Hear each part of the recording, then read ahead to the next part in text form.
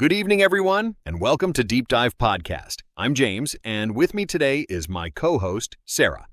Before we begin, we want to take a moment to express our deepest condolences to the families of those who lost their lives in this heartbreaking incident in New Orleans. To the survivors, we send our wishes for strength and recovery during this unimaginably difficult time. Absolutely, James. Our hearts go out to everyone affected. This isn't just a story, it's a tragedy that has left a community in mourning and a nation grappling with difficult questions. We hope that by discussing this, we can shed some light on what happened and perhaps bring awareness to the complexities behind such events.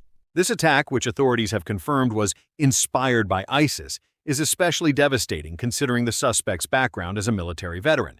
It's a chilling reminder of how ideology, mental health, and personal circumstances can intersect in tragic ways. That's so true.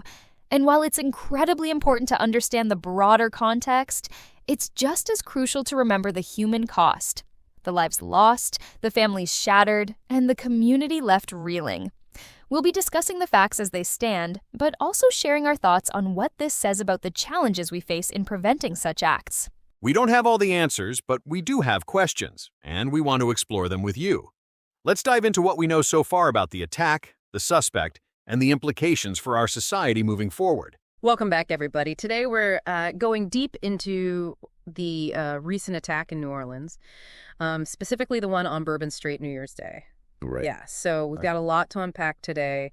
We've got, all the news reports, eyewitness accounts, official statements, the whole 9 yards, really trying to get a clear picture of what happened. Yeah, it's just a horrible tragedy, especially for New Orleans. I mean, a city known for its celebratory atmosphere, Yeah. And to have that joy shattered by such violence, I mean, it's really unsettling. For sure. So let's kind of break down what we know so far. Around 3:15 in the morning, a white pickup truck just drove right into a crowd of people on Bourbon Street. 14 people were killed, dozens more injured. Can you imagine just the chaos being there in that moment? Yeah, it's hard to fathom. And what's even more chilling is that, the driver, Shamsuddin Jabbar, he didn't just drive into the crowd. Right. He got out of the truck and started firing at police before he was eventually, killed himself. Yeah, just that sends shivers down my spine. I mean, it speaks to a level of premeditation that's just frightening. Absolutely. This wasn't a spur-of-the-moment decision. This was planned. Right. Makes it all the more disturbing. So, who is Shamsuddin Jabbar? On the surface, he seemed like an average guy, right? 42 years old, Army veteran, served in Afghanistan. He even worked in real estate. There's a YouTube video of him out there talking about his post-military career, So, how? And that's what's so perplexing about this case. Mm-hmm. How does someone who outwardly appears so ordinary, commit such a horrific act? It really highlights the complexities of understanding the motivations behind these kinds of tragedies. It makes you wonder what was going on in his life. Even his brother, Abdur, described him as kind, compassionate, a devout Muslim. I mean, how do you reconcile that image with the man who, drove a truck into a crowd of innocent people? Yeah, it's such a stark contrast, no doubt. Really speaks to a potential internal struggle that maybe was hidden from those who knew him. Something shifted within him, driving him down a path of radicalization. And speaking of radicalization, the FBI found an ISIS flag in Jabbar's truck. They've also they found videos on social media where he pledged allegiance to ISIS and expressed a desire to kill. Yeah, that's a significant discovery. It raises a lot of questions about how he became radicalized. Was it a gradual process fueled by online propaganda? Were there any real-world interactions maybe that shaped his beliefs? Yeah. These are all questions investigators are going to be trying to answer. It's kind of scary to think that someone could be radicalized like this, seemingly under the radar. You mentioned online propaganda. Could this be a case of self-radicalization, like through online echo chambers and stuff? It's certainly a possibility. Online platforms can create spaces where extremist ideologies can, fester and spread. Right. Individuals who might be more susceptible to these narratives can become isolated, surrounded by voices that just reinforce their anger and hatred. And in this case, it wasn't just online rhetoric, right? The FBI found potential IEDs in Jabbar's truck. Mm-hmm. And there were others that were planted around the French Quarter. I mean, that suggests a level of planning and intent that goes way beyond, just the attack on Bourbon Street. Absolutely. Indicates a desire to inflict as much damage as possible, as many casualties as possible. The fact that he placed explosives in coolers and left them in public areas, I mean, it points to an attempt to create widespread terror and chaos. It's terrifying. And it makes you think, were there any warning signs that were missed? Could this have been prevented? That's something investigators are going to be looking at very closely. Were there any red flags in his online activity or behavior that were maybe overlooked? Could intervention have been possible? It's tough to say, but these are, they're painful questions, but essential ones to ask. Right. If we want to try to prevent similar tragedies in the future. I keep thinking about that eyewitness who mentioned the lack of barricades on Bourbon Street that night. I mean, That's unsettling, right? Especially considering that New Orleans is known for its large gatherings and celebrations. Absolutely. And we need to look into whether there were any security lapses that might have contributed to the scale of this tragedy. Were there adequate measures in place to protect the public? Yeah. And what's even more alarming is that a security report from 2019 specifically highlighted the risk of vehicular attacks on Bergen Street. Right. And urged improvements to the barriers. Yeah. So were those recommendations ignored? Yeah, it raises serious concerns about whether those recommendations were actually implemented. Yeah. Was there negligence on the part of the city? Was there negligence on the part of, authorities? These are all questions that need answers. Yeah. Mayor Cantrell said that the security bollards, they were being replaced and that they were supposed to be finished before the Super Bowl. Well, why weren't they working on New Year's Day, Right. Especially with the huge crowds expected. Yeah, these are questions that demand answers. The public deserves to know whether this tragedy could have been mitigated or even prevented, if proper security measures had been in place. Right. This is a matter of accountability and transparency. And it's clear this attack has just left a deep wound on New Orleans, city known for its resilience and spirit. It's a city that has always bounced back from adversity, Yeah. But this is a wound that's going to take a long time to heal. And it's so important for the community to come together, to support each other, and to find ways to honor the memory of those who were lost. It's hard to even imagine the grief and the trauma that the victims' families are going through right now. Yeah. Each life that was lost represents, like a whole web of relationships that have been shattered. Yeah. And it's important to remember that, we're not just talking about statistics here. We're talking about real people. Right. With families and friends and dreams and aspirations. Their absence is going to be felt, very deeply by those who knew and loved them. It really makes you think about there's this 25-year-old Matthew Tenedorio. He had just had dinner with his family before going out to celebrate, and they had asked him to text when he got home, like so many parents do. Yeah. But that text never came. It's heartbreaking.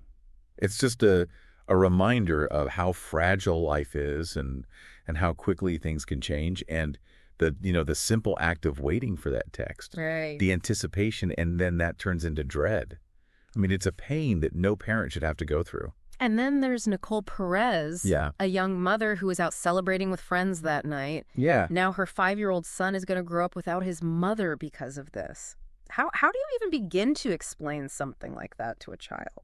I mean, it's an unimaginable task. Yeah. Trying to make sense of such a senseless tragedy, for a child that young. I mean, it's just the impact on him and countless others whose lives were touched by the victims. It's going to be felt for years and years to come. It's pretty clear that this attack has shaken New Orleans to its core. You can just feel the sense of collective grief and trauma. Yeah. And, New Orleans is known for its resilience, its ability to bounce back. Right. But this is a wound that's going to take a long time to heal. Mm-hmm. It's important for the community to come together, support each other, and find ways to honor the memory of those who were lost. Yeah, and in the midst of all this grief and mourning, there's also anger and frustration, especially around the issue of, those malfunctioning security bollards. I mean, a lot of people are wondering if more could have been done to prevent this. Well, and it's understandable that people are searching for answers. They're demanding accountability. Right. And the fact that a security report had already identified, the risk of vehicular attacks. Yeah. And had recommended those improvements to those barriers. Right. It adds another layer of complexity to this whole issue. Yeah. There's probably going to be investigations, inquiries into the city's security measures. Oh, absolutely. The decision-making process. Was there negligence involved? For sure. And transparency is going to be crucial in rebuilding trust. Yeah. And ensuring that we learn from this event. Right. It's about more than just assigning blame. Right. It's about understanding what went wrong and taking those steps so that it doesn't happen again. But how do you even begin to prepare for something like this? It seems like, a pattern of lone wolf terrorism, making it really difficult to predict or prevent. Yeah, and that's the challenge facing security agencies all over the world, right? I mean, Right. these individuals, they often operate independently, Right. radicalized online or through personal experiences. It makes them harder to detect using traditional intelligence methods. So what can be done? How do we protect ourselves from an enemy that can strike anywhere at any time? Well, it requires a shift in focus, right? Yeah. Moving beyond just reactive measures to a more proactive strategy. Mm-hmm. Strengthening community engagement is going to be key. Encouraging people to report any suspicious activity and fostering trust between law enforcement and the communities they serve. Right. It's about empowering individuals to, be vigilant, Yeah, to recognize warning signs, and to feel comfortable reporting anything that seems out of place. exactly. Creating a culture of awareness and shared responsibility for safety. And we all have a role to play in this. And, what about the role of social media? We know that Jabbar was pretty active online, expressing, extremist views, pledging allegiance to ISIS. I mean, can social media platforms do more to identify and address this type of content? I mean, it's a complex issue. Social media companies are grappling with this all the time. Right. How to balance freedom of expression with the need to prevent the spread of harmful content. Right. Extremist ideologies, hate speech. It's a constant tension between protecting privacy and security. Yeah. And it seems like it's like a never-ending battle, especially as technology advances, new platforms emerge. It's a challenge for sure. An ongoing challenge, I would say. Right. But it's crucial to have these open and honest conversations about the role of technology, Mhm. in both facilitating and preventing these types of attacks. Right. We need to find ways to use technology for good, while mitigating its potential for harm. We've talked a lot about prevention, but what about the mental health aspect? We don't know if Jabbar was struggling with any mental health issues, Right. but it's a factor that often comes up in, cases of violence and extremism. Yeah, and addressing mental health is going to be crucial. It's not about profiling or stigmatizing individuals. Right. It's about creating systems of support Right. that can identify and help those who might be at risk. So much of this comes down to building stronger communities Yeah. where people feel connected, supported, where they have access to resources and someone to turn to when they're struggling. Absolutely. Creating those environments where individuals feel valued, and they have a sense of belonging. I mean, that can be a powerful antidote to these narratives of hate and isolation, Right. It's about fostering empathy, understanding, and a sense of shared humanity. And in the midst of all this, all this darkness, it's important to never lose sight of the victims, Right. their stories, and the impact this tragedy has had on their loved ones. We talked about Matthew and Nicole, but there are so many others whose lives were cut short, Yeah. leaving behind a void that can never be filled. Yeah. And each life that was lost represents, a unique individual with their own hopes and dreams and contributions to the world. And we need to remember them and honor their memory and let their stories fuel our efforts to create a world where these tragedies don't happen as often. So, there's Reggie Hunter, a 37-year-old father of two from Baton Rouge. He was described as a, kind and loving man, always willing to help others. Right. His death has left his family and community just devastated. And then you have Tiger Beck, a young man full of life. Right. He's a talented athlete, had an infectious smile, Yeah. really a bright future ahead of him. And his loss is a tragic reminder that terrorism can strike anyone, anywhere, Yeah. shattering lives and leaving behind just this trail of grief and heartbreak. Their stories and the stories of all the victims, they really serve as a reminder of the human cost of this violence. Right. And the ripple effects that extend so far beyond the immediate tragedy. Yeah, it's tough to think about, the sheer magnitude of this loss and the long road to healing that so many people face. It's a process that's going to take, time, support, and a commitment from all of us to really understand and address, what leads to this violence and extremism in the first place. And we can't let fear paralyze us. We have to use it as a way to create positive change. Right. It's interesting. One thing that keeps coming back to me is that this happened on New Year's Day. I mean, of all the days, right? When people are usually looking ahead with hope and optimism.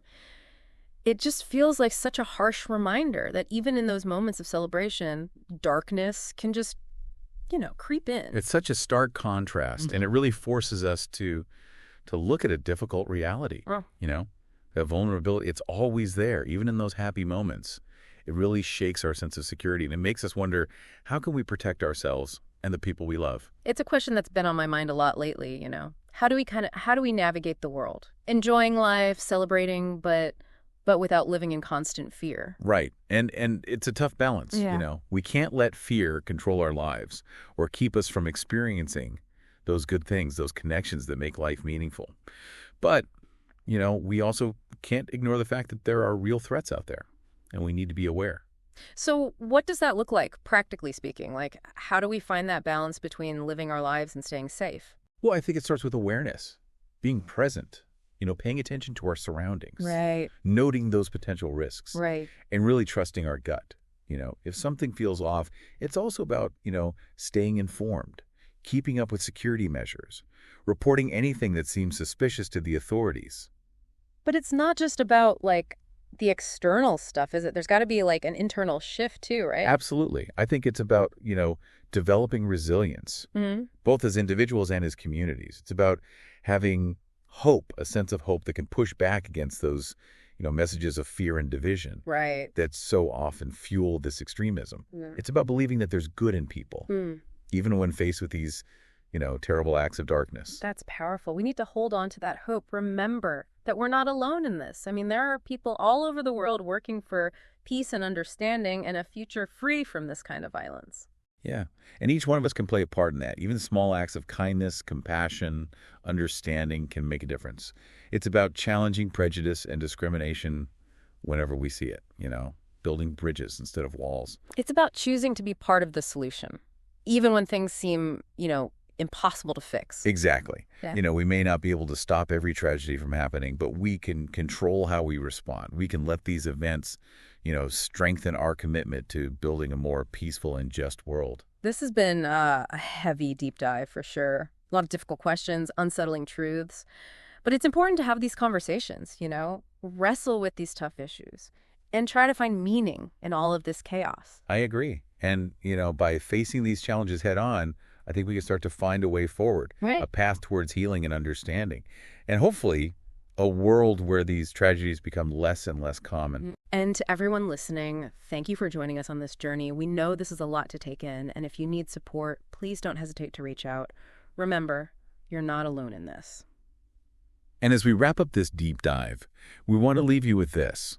This attack, it happened during a time of celebration. It's a sobering reminder that even in those moments of joy, there's always vulnerability. How will you move forward? How will you balance awareness and resilience with living a life full of purpose and connection? Take care, everyone. And that brings us to the end of today's episode. We've unpacked what we know about the attack in New Orleans, the suspect's reported motivations, his military background, and the broader issues of ideology and prevention. But James, I can't help but feel a deep sense of sadness as we close. I feel the same, Sarah. It's hard not to. The loss of life, the trauma inflicted on a community, and the weight of the questions left unanswered, it's overwhelming. We need to have these conversations, but they come with a heavy heart. My hope is that we as a society can find ways to address these issues, whether it's through better mental health support, more proactive intervention strategies, or simply fostering a deeper sense of community and understanding. Absolutely. And to everyone listening, we urge you to hold your loved ones close, support your community, and keep asking the hard questions. Because only by facing these challenges head-on can we hope to build a safer and more compassionate world. Thank you for spending this time with us on Deep Dive Podcast. Our thoughts remain with the victims and their families. Let's carry their memories forward and strive for a better tomorrow. Take care of yourselves, and we'll see you next time on Deep Dive Podcast. Good night, everyone. Good night.